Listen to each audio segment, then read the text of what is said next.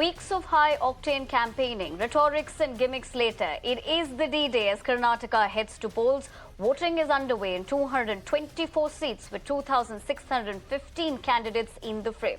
Now, 37.25% polling has been recorded across the state until 1 p.m.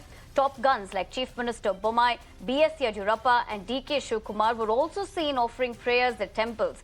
Now, Chief Minister Bommai expressed confidence in the BJP retaining power in their only South Bastein. Now, KPCC Chief Shivakumar said people are determined to weed out the corrupt government from the state. Meanwhile, JDS Chief H.D. Kumaraswamy said he wants to shed the Kingmaker tag and will form a government on his own. Now, in a first, the Election Commission has made voting from home available for people about 80 years of age and the specially abled voters. Prime Minister Modi ji and also Home Minister Amit Shah ji and for All India President Nadda ji all have toured in the state like anything.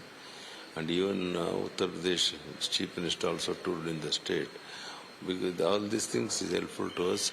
On that basis, I am telling you, we are going to get absolute majority. Mr. Modi ji said to all the voters last time, Vayo Behno, you before casting your vote, you please see your gas cylinder. Put namaskara and go and vote. I am also appealing to everyone. Bayo Behno from 445 rupees to it has gone to 1,200 rupees. Please cast your vote as per our Prime Minister's request and our advice. Let us go and look at our gas cylinder. I have advised all my leaders to put a gas cylinder out of the booth and put a garland to it. I hope they might have done it. All parties are confident. Ultimately, the counting will decide. I am concerned electoral politics is my last. This is going to be my last election. I will continue in active politics. I am not going to retire. But I am not going to contest again. I think issues are individual, sir. It's personal. See, people look at it personally. Now, every individual has the right to say that my issue is my issue and I want the government to address it. That is, if it is falling into the domain of government.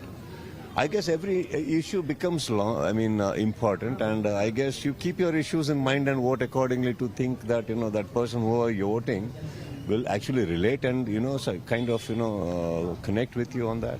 Nothing, sir. I think passing on the messages, what everybody has been doing. I think a person who wants to understand responsibility doesn't need a message from anybody, sir. I think just because we are celebrities, you think that we passing on the message is what is going to help India. No, sir. I think I have not come here as a celebrity. I've come here as an Indian. I've come here as a father. I've come here as a friend, a husband, a son. A citizen. I think it is my responsibility, and I think everybody should understand. I think that's when the state and the country will fall in its place. All right, that is, of course, Kitcha Sudeep, who casted his vote as well, talking to the media about his reaction. But just talking about the biggest battle ahead of 2024, the 37.25% polling until 1 p.m. But to take this further, the conversation further, I have Pooja Prasanna, editor-head reporting of the News Minute, joining me on the broadcast. Pooja, thank you very much for taking the time out and speaking to us on Mirror Now. You are someone who has closely followed the state with extensive reporting as well. Before we get diving and talking about how these elections has panned out, your first sense of how you're reading into the factors that will define this election? Well, corruption will be one of the biggest platforms on which these elections will be fought, because last couple of years we saw several allegations of corruption being leveled against the Bommai government, be it from the contractors or the private school associations. In fact, a sitting legislator was arrested by the Lokayukta police on the same day that Amit Shah was in Karnataka and campaigning against the Congress, calling them corrupt. So this will definitely feature as one of the most prominent themes of this election. Apart from that, there is also a Hindutva push that we've seen by the BJP because, one after the other, there were a plethora of Hindutva projects, communal projects that were turned into policies by the Bommai government. So how well the voter would accept that will be shown how the voting patterns emerge. Apart from that, I think two other factors that that will have an underlying current is one, the Modi factor, and second, of course, as always, Karnataka votes on caste lines. So will that continue is something we'll have to see this time around. Right, as you speak about caste and corruption, these have of course been the talking points. But what's interesting is also we've seen how the Amul Nandini controversy was also another talking point. But coming to a very interesting aspect is when you see a leader of Jagdish Shettar's stature leaving a party like the BJP and then joining the Congress, do you think in the larger scheme of things it would hurt BJP, not Karnataka at least? Well, definitely, it's a huge perception battle that the BJP lost. How well it'll translate into votes for Shettar in Saudi, we'll have to see. Because, Shettar, though he is one of the tall leaders of, from that region of the Lingayat community, he was not a mass leader, nothing like Yediyurappa is. So, it might not be a huge electoral loss, but in terms of perception, allowing a former chief minister to go out of the party and join Congress and contest on a Congress ticket will hit BJP hard. And also he made some very damaging statements after he joined. He leveled allegations against BL Santosh, saying that he even sidelined Yediyurappa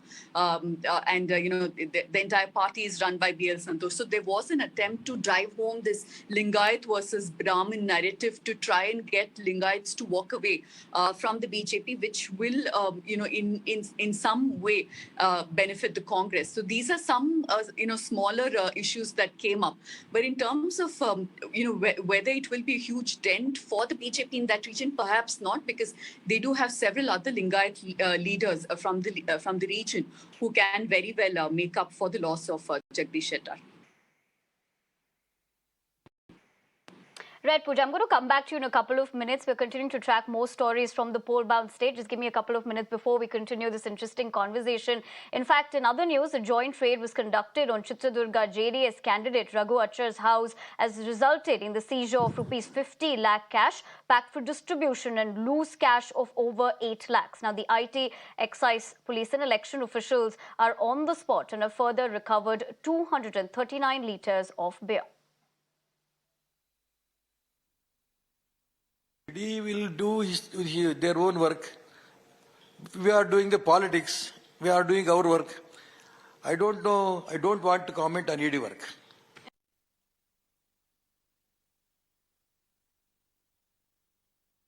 It is rampant, but the rates are selective. Rates are selective on opposition candidates. Rates are not done on the ruling party candidates. So in my constituency itself, the BJP candidate has spent huge money, but there won't be any raid. There won't be any, anything to do to stop them doing that. Disbursing money, freebies, so difficult, Unless the central government and the agencies have a neutral view on this, it's difficult. Pooja, coming back to you and taking the conversation forward, we did speak about caste and corruption, which has been one of the talking points. But the other two eyes, which I would like to get your perspective on, is inflation and, of course, infrastructure. We have seen how that has crumbled over the past couple of years. And that is something that has not really been discussed by both the parties as well. Absolutely. Particularly in a city like Bengaluru, we've seen, bad infrastructure making headlines again and again. It's been less than a year since some very high-profile parts of the city saw floods, and this has been a talking point. But let's remember the last 2 days of the campaign, we saw Prime Minister Modi spend a lot of time in Bengaluru. He held a road show across 36 kilometers in the city, the southern part, the western part, as well as the northern part of the city. And I did attend a couple of those rallies. And the general sentiment there was that they're willing to kind of put up with bad infrastructure because they think that Prime Minister Modi can bring in some sort of development. BJP has been pushing this double-engine Sarkar narrative like they do. And they think that, voting for BJP in the state could bring in some central funds that will help them with infrastructure. There is a lot of incumbency, let's remember, against the local MLAs because the BBMP has not had elections for over 3.5 years. September 2020, the local municipal corporation, that's the BBMP, the term of it expired. And since then, it is being run directly by the state government. So you have to hold BJP responsible for bad roads, bad drains, flooding, all of it.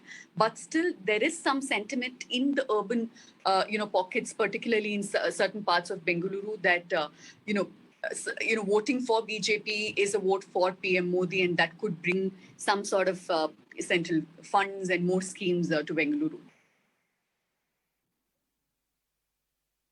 Right, Pooja. Thank you very much for taking the time out and speaking to us on Mirror Now. But for the moment, we leave it at that. Thank you very much once again.